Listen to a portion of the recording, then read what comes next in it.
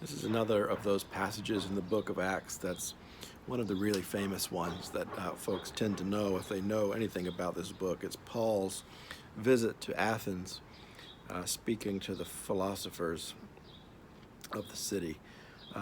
And I thought it was really interesting when I read this text this morning that their initial reaction to him is this statement: "What does the babbler want to say?"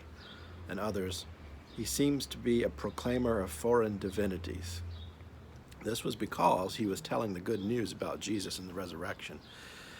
And I wondered how we think about religious speech and how we talk about the commitments we hold as followers of Jesus, and how in this text they sounded so different from the status quo thought about life in the world that it sounded like babbling and a proclamation of foreign divinities.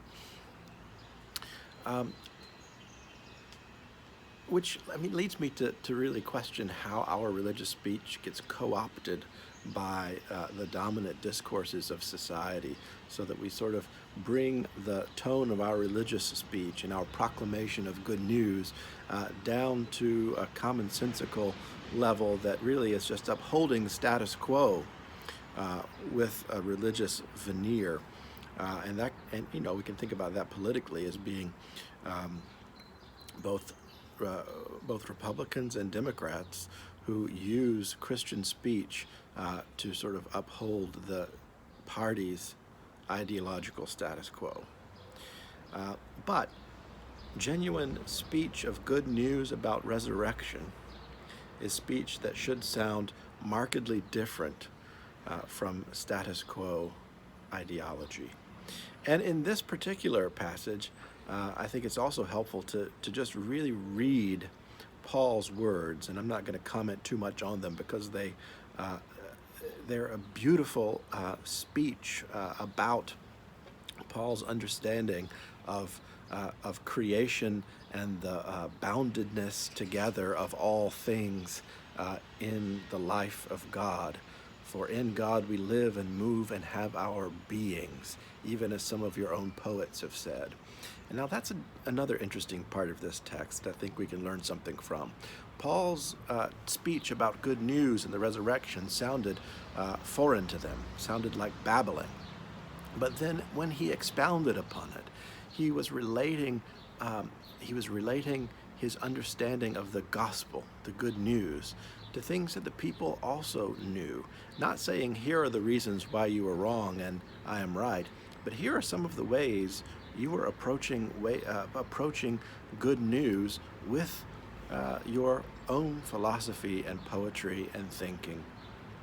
And here's how good news relates to that, sort of a critical conversation between different discourses, philosophy and theology, or poetry and spirituality, which is very much how we go about much of our religious speech today, I think, in some very beautiful and helpful ways.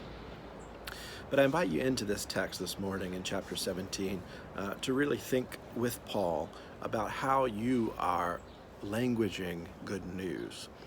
When you speak about the gospel and resurrection in your life to people in your communities, what does it sound like? And does it sound like something that is actually different from what the status quo ideologies of our day have to offer? Something that has genuinely good news bound up in those words. I want to close by this little quote from Willie Jennings in his commentary that he uses to describe Paul's speech. He says, "To speak of the resurrection of Jesus is no longer religious speech, but speech that challenges reality, reorients how we see earth and sky, water and dirt, land and animals, and even our own bodies. And it is," Jennings is clear, "speech that evokes a decision from the hearers."